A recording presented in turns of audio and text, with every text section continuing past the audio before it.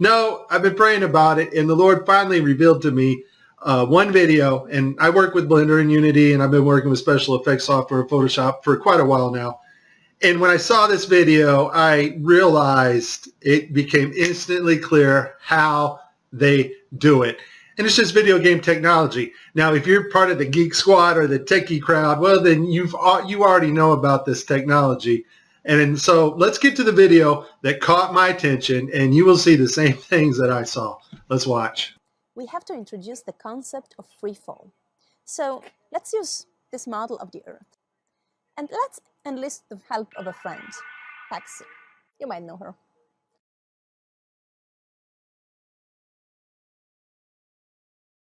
So what is significant about this video is, number one, it was live to school children. Number two, we have this stuffed animal that is transitioning in on another video channel. And the actor is able to reach up and grab this doll in real 3D space and manipulate this doll with their hands. And so the only way you're going to pull that off is with one technology. And that technology is virtual reality. More importantly, though, something called augmented virtual reality. Now, before 2012, NASA used masking techniques much like we do in Photoshop and After Effects. But now we're able to simulate water and objects live in real 3D space. So we're able to take models of things that are photorealistic and rotate and move them while we are going live. Before, we used to have to render these effects frame by frame by frame, and it took extremely long amounts of time. In this video here I made last year, I'm using Sony Vegas, and I was just playing around with the masking capabilities of Sony Vegas. I don't even know why I saved this video, but here I'm standing in the kitchen and I'm just lifting up this trash can to make it kind of look like it's floating. And I didn't do a lot of work on this. It was just something I wanted to see real quick. But that is a masking effect to get another effect. We now have the technology to simulate water, materials, fabrics live in real 3D space with virtual reality, but better yet, augmented virtual reality. And all augmented virtual reality is taking the objects in 3D space from a virtual reality world and putting them in our world on another screen, which we can see, manipulate, and touch with virtual reality contacts or glasses. In this next segment, I'm going to show you how NASA grabs objects in 3D space, rotates them around, manipulates them. They can do this with water, with cloth, anything. And the cool thing about it is we can take what they're doing, what they're seeing with their contact virtual reality augmented lenses, and put that on a separate video layer live. Yes, live, and do it all in real time. So I'm going to show you what it looks like to them as they're grabbing objects and manipulating them. And then I'm going to show you Microsoft's HoloSense video, their demonstration at E3 a couple years ago, of bringing a virtual reality into our world. And it is simply amazing. Let's watch. Specifically, how HoloLens can turn every room of your house into a personalized video game level. But today, we want to take mixed reality one step further. So we've got something new to show you. Holograms you can hold.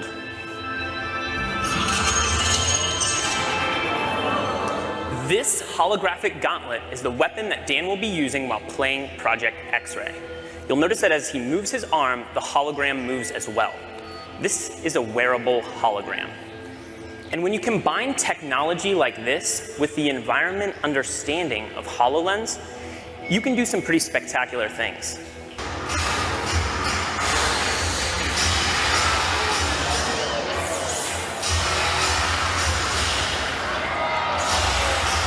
Dan can even use his shield to defend himself.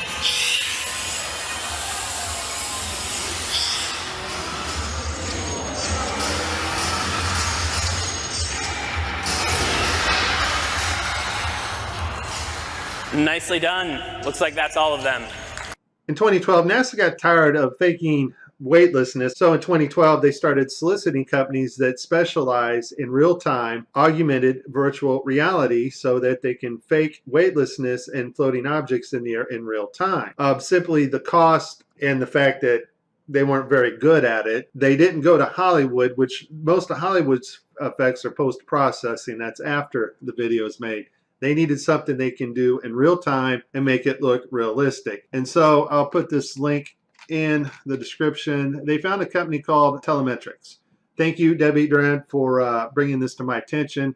After I researched this, lo and behold, I found out our government has a contract with these people. And Telemetrics, basically what they do is they help news teams and they bring broadcasts together in real time, and they're able to create sets, cities, anything you want in a virtual reality world and make it look absolutely 100% real. They're also able to bring different people from around the world, put them in the same room and broadcast live, give them desks, whatever they need to make the broadcast. So it's a pretty amazing company. Here we see Johnson Space Center Telemetrics provided latest camera robotics technology at NASA's government television at Mission Control.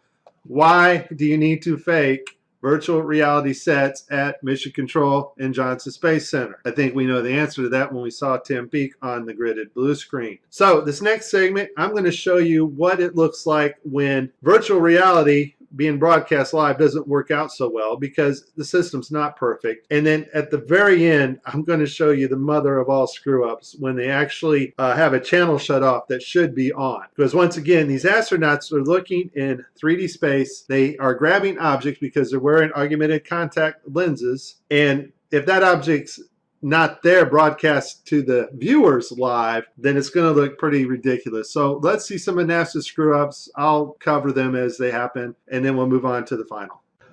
Okay, so this is one of NASA's older videos where they use post-processing and masks.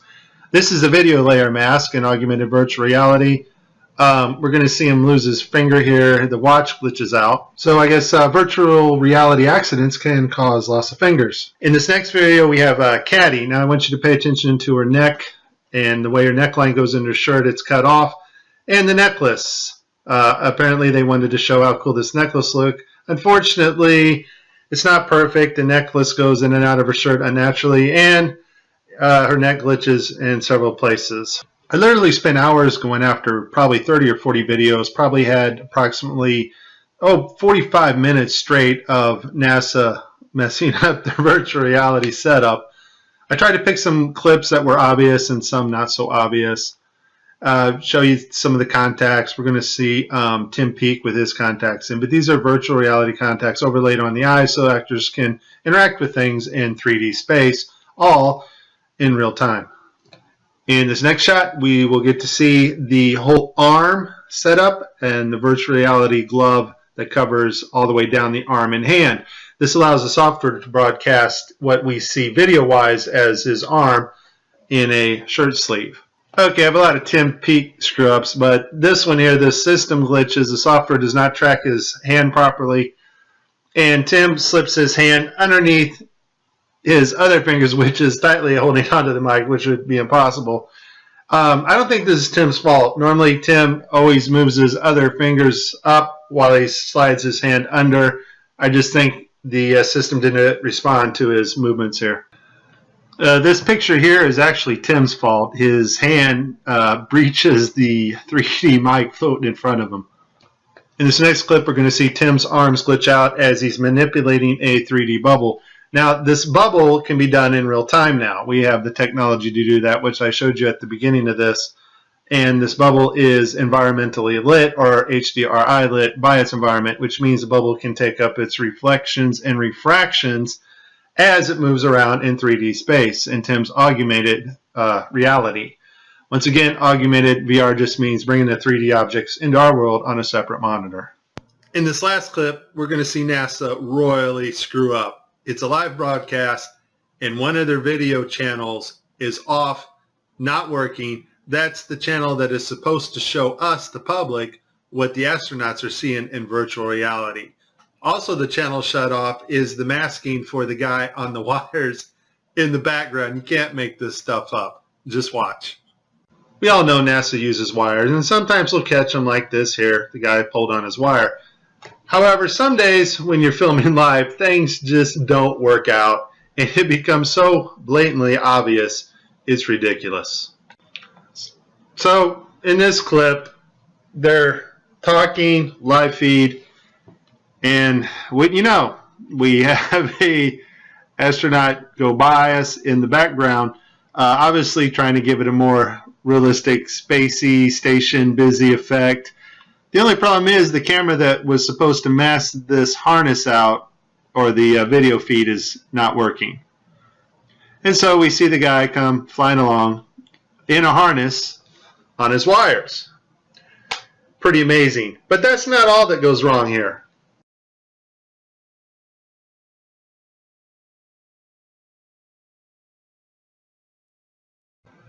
Okay, so you see to the right, this guy's flipping this hat. This hat's actually on another video channel in 3D space. It's virtual reality.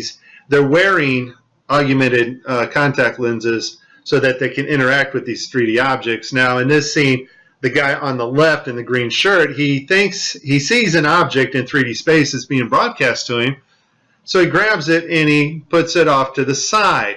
He's looking straight ahead because he's looking at an object rotating in front of him, but the video channel is down that is supposed to show the viewers what we're supposed to see, and so we don't actually get to see the object that he is seeing.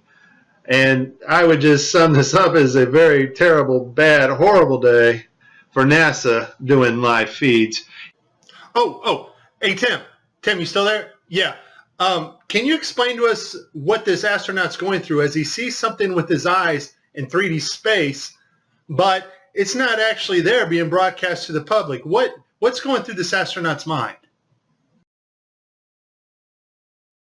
This system is sending signals to the brain that doesn't really match your eyes, and so your brain's trying to work out the two differences. Here's the thing. As much fun as this was, there is a time coming when you and I will not be able to tell the difference, and space has not changed. Technology to fake space has gotten better. Just because Adobe gets a massive update to Photoshop or After Effects, or there's a massive update at telemetrics and their virtual reality, augmented virtual reality programming, that does not advance us magically 20 years in space. Space has not changed.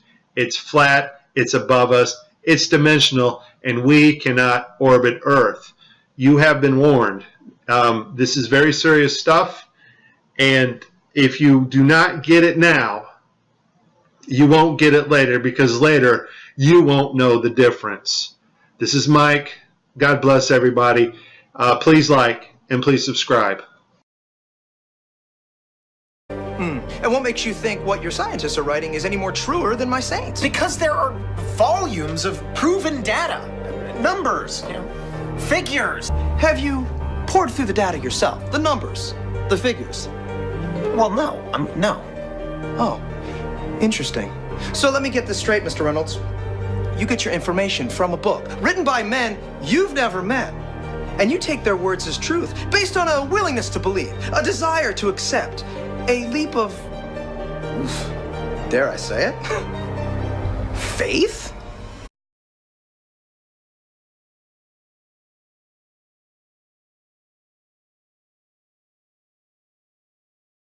So you spin, when you spin pizza dough, it kind of flattens out. Yeah. Gets wider in the middle. And so Earth, throughout its life, even when it formed, it was spinning. And it got a little wider at the equator than it does at the poles. So it's not actually a sphere. It's oblate. And officially it's an oblate spheroid. That's what we call it. But not only that, it's slightly wider below the equator than above the equator. A little chubbier. A little chubbier. Yeah. Chubby's a good way. It's like pear-shaped. Pear-shaped. Pear-shaped. Pear-shaped. What is gravity? You have no idea. Okay, next question. Wow. No, here's the difference. We can describe gravity. Okay. We can say what it does to other things. We can measure it, predict with it. But when you start asking, like, what it is, I don't know. Einstein, in an Einsteinian answer, we would say gravity is the curvature of space and time. And objects will follow the curvature of space-time, and we interpret that as a force of gravity. That's probably the best answer I can give to a what is gravity question, or why is there gravity. That's the best I can do there. I think that's a good start. What? Why do you think that Truman has never come close to discovering the true nature of his world until now? We accept the reality of the world with which we're presented. Why do you think that Truman has never come close to discovering the true nature of his world until now? We accept the reality of the world with which we're presented. Always question the scientists and their foundations. At the moment, modern physics is not making a lot of sense. What is everything made of? Well, oops, there's about 95% stuff we don't know. Philosophically speaking, it's very uncomfortable. Because if the Earth is in the center of the universe, that means that somebody put it there.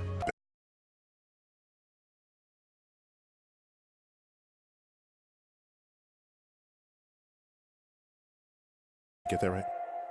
The science community is ignoring a lot of the things that we're looking at, and so normal people are going out and doing experiments. And one of the experiments has turned up an amazing fact that we've not been told, and it destroys the whole idea of this heliocentric system, and that is the moon. Now, you can actually measure the temperature of the moonlight next to the temperature of the shade of the moonlight, and you'll find the moonlight is colder than the shade, the opposite from the sun.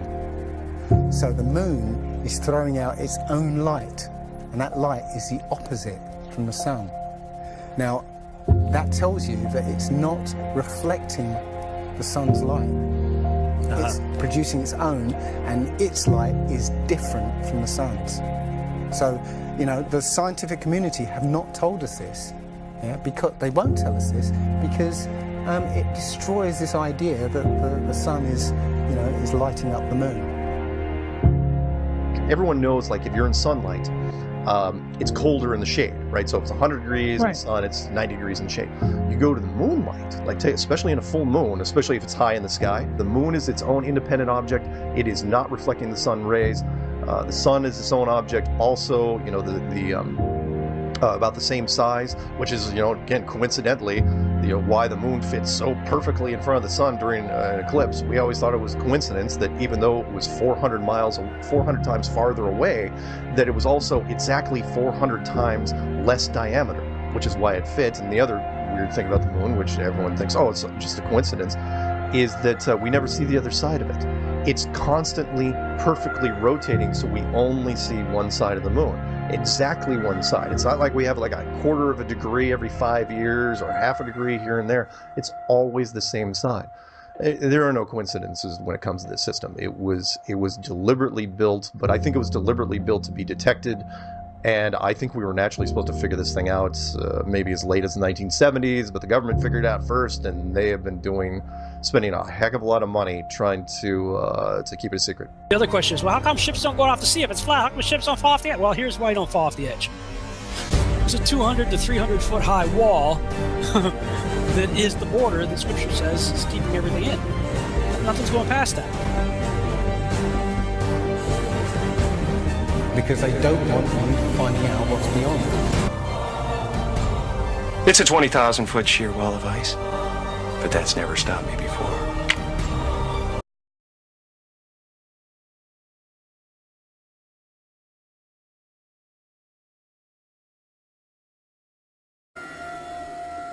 One thing I really want your generation to embrace is that the Earth is a closed system. We cannot leave the Earth.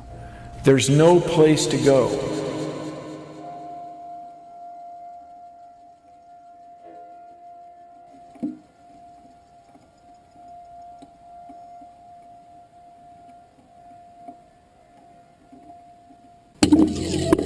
Rockets don't have brakes.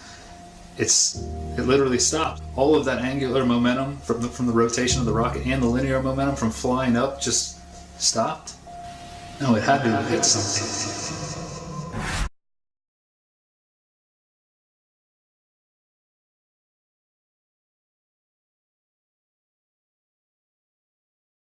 when I was talking with the gentleman from Belcom, and we were discussing the lie. Everything he was telling me was different from what we were being told was the truth. And at one point I asked him, I said, man, you guys, you lied about a lot, didn't you? And instantly he said, no, we didn't lie about certain things. We lied about everything. None of it was true.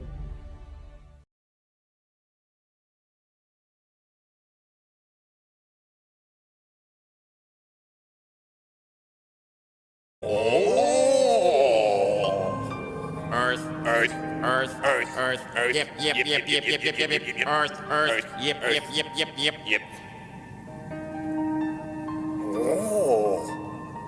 Earth. If you start here and you go around long enough in the same direction, you'll wind up in the place you started from. Yes, Thomas. Why don't we fall off when we walk underneath, Miss Sarah? Because of a force called gravity. What does gravity look like? Gravity is something we can't see, but we know it's a great invisible force that keeps us all here on Earth. It's a natural force that keeps us all from flying off into space. We were always told that the world is flat. You were told right. Don't listen to her. I've been patient with you, Sarah. Lord knows I've been patient. But now your words have revealed you. The law of gravity was discovered by Sir Isaac Newton in 1687. That's almost 200 years ago, Uncle Evan. But there is only one law. The law of God. What is gravity? You have no idea. Okay, next question. Wow. No, here's the difference. We can describe motive, NASA being the biggest black budget black hole in existence, sucking in over $30 billion taxpayer money for the fake moon landings alone. Nowadays, hundreds of billions of dollars, and not just NASA, but RASA and all the other fake space organizations around the world, giving CGI images for hundreds of billions of dollars. You want to put something in context. If you want to do something with $3.5 trillion, you can do whatever you want.